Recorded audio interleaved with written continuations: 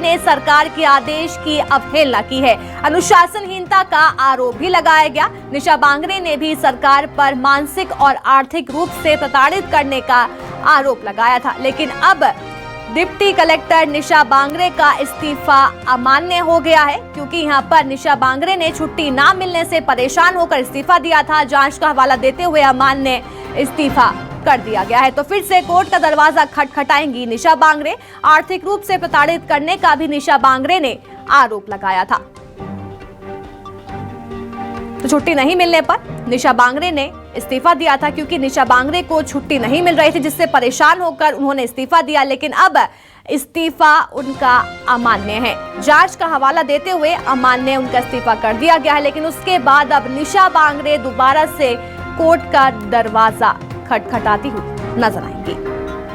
तो यहाँ पर आरोप प्रत्यारोप का दौर भी देखा गया था, क्योंकि निशा बांगरे ने आर्थिक और मानसिक रूप से प्रताड़ित करने का भी आरोप लगाया था। भोपाल से मेरे सहयोगी शब्बीर हमारे साथ जुड़ गए हैं। शब्बीर, डिप्टी कलेक्टर निशा बांगरे ने इस्तीफा दिया था क्योंकि उनको लगातार छुट्टियां नहीं मिल रही थी, जिसके चलते उन्होंने बड़ा फैसला लिया, इस्तीफा दे दिया। लेकिन उस इस्तीफा जो है अमान्य कर दिया गया है। क्या कुछ इसकी वजह निकलकर सामने आ रही है? देखिए, कुछ महीने पहले उनके घर का उद्घाटन होना था और उन्होंने उद्घाटन वाले दिन सर्वधर्म का कार्यक्रम किया था और उसके अंदर श्रीलंका से और कई अलग अलग देशों से वहां के धर्मगुरु पहुंचे थे और उसमें कई चीजों को लेकर विवाद की स्थिति बनी थी कि उन्होंने बगैर इजाजत के ये सर्वधर्म प्रार्थना करवा रही है और उसी को लेकर जांच चल रही है। और इसी को आधार बनाते हुए सरकार की तरफ से जो इस्तीफा था उसको अमान्य करार दिया गया, यानी इस्तीफा स्वीकार नहीं किया गया है।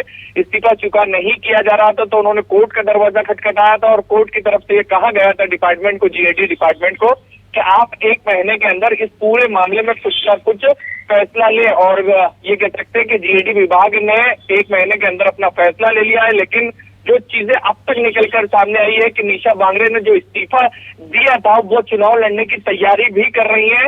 बैतूल की आमला की एक रिजर्व सीट है, एससी सीट है, वहां से तैयारी कर रही है निशा बांगरे और उसको लेकर जो हमारे सूत्र बता रहे हैं और बकायदा उन्होंने भी कई बार खुले तौर पर ये कह चुकी है कि वो कमलनाथ से मुलाकात कर चुकी है। भले ही उन्होंने सार्वजनिक तौर पर जब उनसे पूछा गया क्या चुनाव लड़ने की तैयारी है तो उनकी तरफ से हमेशा ये कहा गया था कि वो कमलनाथ से निजी तौर पर मिलने आई थी। लेकिन हमारे जो सूत्र बता रहे हैं वो कांग्रेस के टिकट पर चुनाव लड़ना चाहती है आमला सीट से। लेकिन इस वक्त की बात की जाए तो उनका इस्तीफा स्वीकार नहीं किया गया और जब तक इस्तीफा स्वीकार नहीं किया जाएगा वो चुनाव नहीं लड़ सकते।